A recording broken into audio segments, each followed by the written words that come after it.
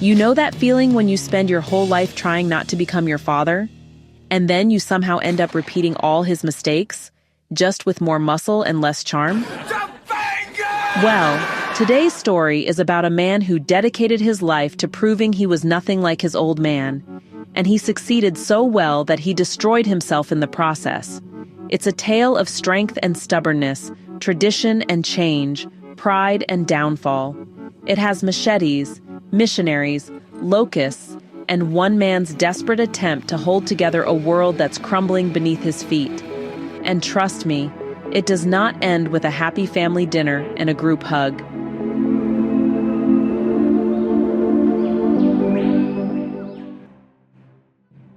Our story begins in a village called Umuofia, one of 9 villages in the heart of pre-colonial Nigeria. And here lives our protagonist, a man feared, respected, and probably the kind of guy who flexes even while pounding yam, Okonkwo. Okonkwo has 2 obsessions, being strong and not being his father. See, his dad, Unoka, was basically the village's official disappointment, lazy, broke, and allergic to hard work. He died deep in debt and even deeper in shame, and that shame clings to Okonkwo like a shadow. So what does Okonkwo do? Well, he goes full self-made man mode.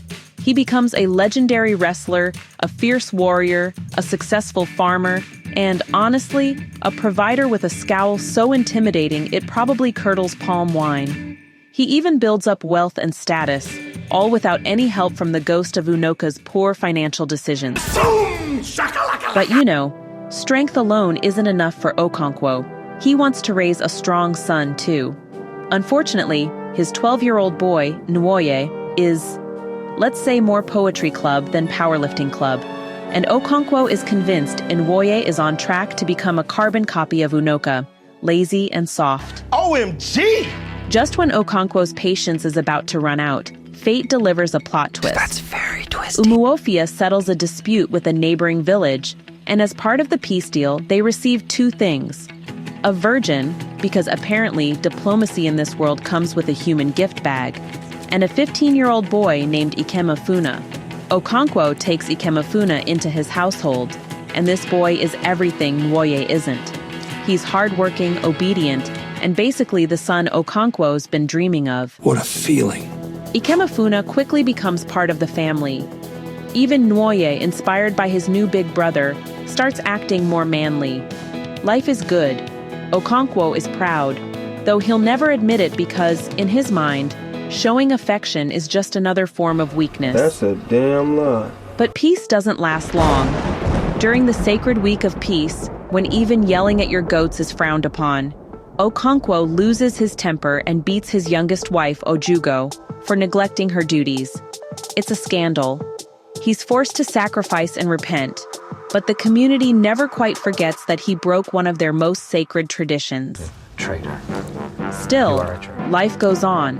Ikemefuna remains with the family for 3 years, becoming like a son to Okonkwo. Then one day, an ominous message arrives. The village elder, Ogbuefi Ezeudu, visits Okonkwo privately and delivers a chilling warning. The oracle has decreed that Ikemefuna must die. And since the boy calls Okonkwo father, Ezeudu warns him, do not take part in the killing. Now, a sensible person would say, well, I guess I'll sit this one out. But Okonkwo isn't a sensible person. He's a man obsessed with appearing strong. So when the men of the village lead Ikemefuna away under the pretense of returning him home, Okonkwo joins them. Ikemefuna, innocent and hopeful, walks with them thinking he'll see his mother again. Then suddenly machetes flash. He's attacked. Terrified, he runs to the man he trusts most, Okonkwo, crying out for help. And what does Okonkwo do? He strikes the killing blow himself, not because he wants to, but because he's terrified of being seen as weak. Hell no! The moment shatters the family. Nwoye senses what happened and something deep inside him snaps. Okonkwo, for his part, spirals into a dark depression. He can't eat. He can't sleep. His guilt gnaws at him, though, True to form, he never admits it out loud. Many months later. Time passes. His beloved daughter Ezinma falls sick but recovers, and slowly Okonkwo begins to return to normal, until tragedy strikes again. The old elder, Ezeudu, dies. His funeral is a massive affair with drums, dancing, and gunfire. But during the ceremony, Okonkwo's gun accidentally goes off and kills Ezeudu's teenage son. And this time, there's no wiggle room. Killing a clansman is an offense against the earth goddess. Okonkwo's punishment?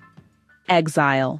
Bro! So, Okonkwo packs up his family and heads off to his mother's village, Mbanta, where his uncle Uchendu and a bunch of other relatives welcome him and help him start over. But, deep down, Okonkwo is just plain bitter. Everything he's built, his farm, his reputation, his dream, has been reduced to ashes. Literally. His own clansmen burn his property to cleanse the land of his sin. God damn! Years go by. Okonkwo works hard during his exile, but wow, he never stops dreaming about coming back home. His friend Obiarika visits and helps out by selling Okonkwo's yams back home, bringing him the money. But he also brings some bad news. A nearby village, Abame, has been wiped out by white men, a pretty dark sign of what's coming. Before long, the missionaries show up in Mbanta. They start preaching about one God, the Trinity, and call the villagers' deities false. Most folks in the clan are just kind of amused. They honestly don't get how three gods can be one. But the missionaries, well, they're patient and persistent. The first one, Mr. Brown, is gentle and diplomatic. He builds schools and hospitals, trying to win people over peacefully. But eventually he gets sick and is replaced by Reverend James Smith, who, let's just say, is about as tolerant as a termite in a woodshop. Smith's leadership, well, it emboldens the more fanatical converts, including one particularly troublesome man named Enoch, who commits the ultimate sacrilege. He unmasks an egwugwu, a masked spirit, during a sacred ceremony. That's basically the cultural equivalent of punching an ancestor in the face. The clan retaliates by burning Enoch's compound and Reverend Smith's church to the ground. The audacity! The district commissioner, he invites the village leaders to a so-called friendly meeting and promptly arrests them. They're humiliated, beaten, and released only after a hefty ransom is paid. Oh! The humiliation, honestly, it pushes the clan toward a breaking point. A great meeting is held to discuss what to do. Just then, 5 colonial court messengers arrive and order them to disperse. Okonkwo, hoping for war, sees his moment. He draws his machete and kills the messenger's leader on the spot. But instead of rallying behind him, the clan just freezes. The other messengers escape. And in that instant, Okonkwo realizes the truth. His people no longer have the will to fight. The traditions he's clung to his entire life are crumbling faster than he can swing a machete. When the district commissioner comes to arrest him, it's too late. Okonkwo has hanged himself, a final act of defiance and despair. But even in death, he's denied dignity. Suicide is a grave sin, and his clansmen cannot touch his body. It is strangers who must cut him down. The commissioner, ever the colonial bureaucrat, is unmoved. He plans to include Okonkwo's story in his upcoming book, The Pacification of the Primitive Tribes of the Lower Niger, maybe as a short paragraph. And just like that, a man's life, his struggles, his tragedy, are reduced to a footnote in someone else's narrative. Oh, that's cold. The story I've just walked you through is, of course, Things Fall Apart, Chinua Achebe's groundbreaking novel and one of the most important works of African literature ever written. Let's talk about why this book is still studied, debated, and admired decades after its publication. At its heart, Things Fall Apart is a story about collision, the collision between tradition and change, between pride and adaptation, between a man and his own fear. Okonkwo isn't just a character. He's a symbol of a culture trying desperately to hold on to its identity as the tide of colonialism sweeps in. One of the most striking aspects of Achebe's writing is how human Okonkwo is. He's not a hero, but he's not a villain either. He's deeply flawed, violent, stubborn, emotionally repressed, yet you can't help but understand him. Every brutal decision he makes is fueled by an internal war, the terror of becoming his father, the terror of being seen as weak, the terror of losing control. And in the end, those fears are the very things that destroy him.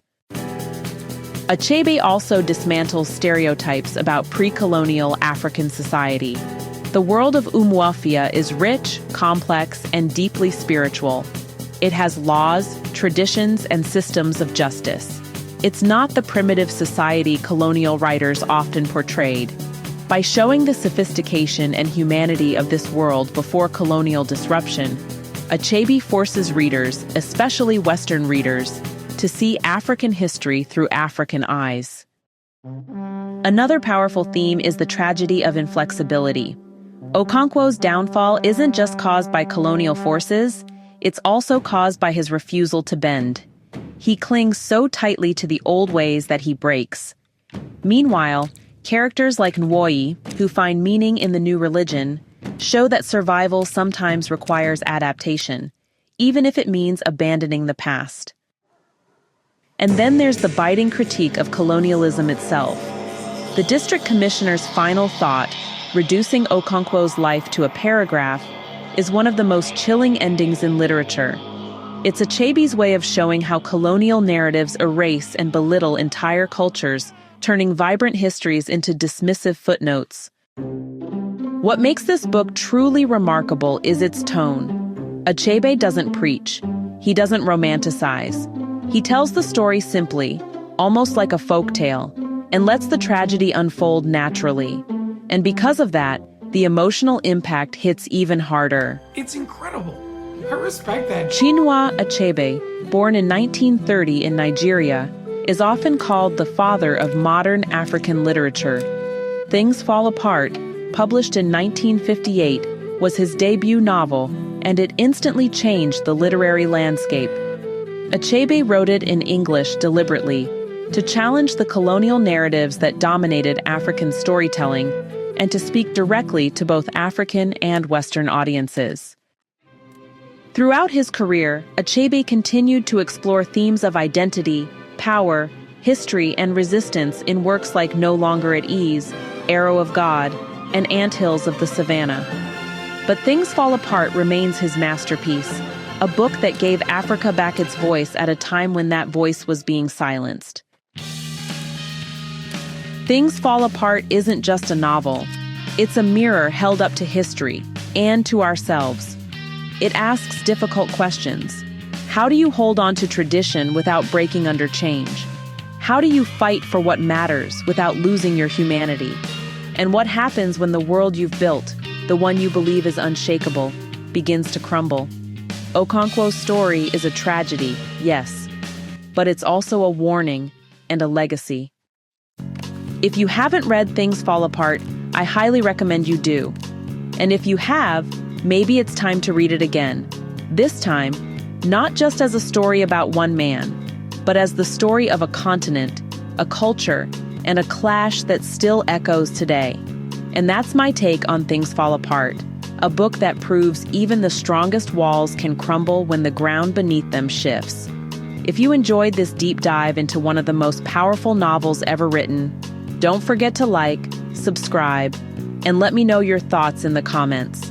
Until next time, keep reading, keep questioning, and remember, sometimes things don't just fall apart. They fall apart to show us who we really are.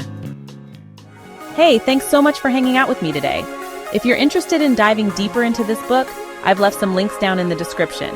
You can use it to grab yourself a copy and keep the adventure going. And if you're in the mood for more great reads, don't go just yet. Click on one of the videos popping up right now that I think you'll love. And don't forget to give this review a like, leave a comment, or even subscribe if you'd like to see more. Every bit of support helps us grow this little community of book lovers. See you in the next one.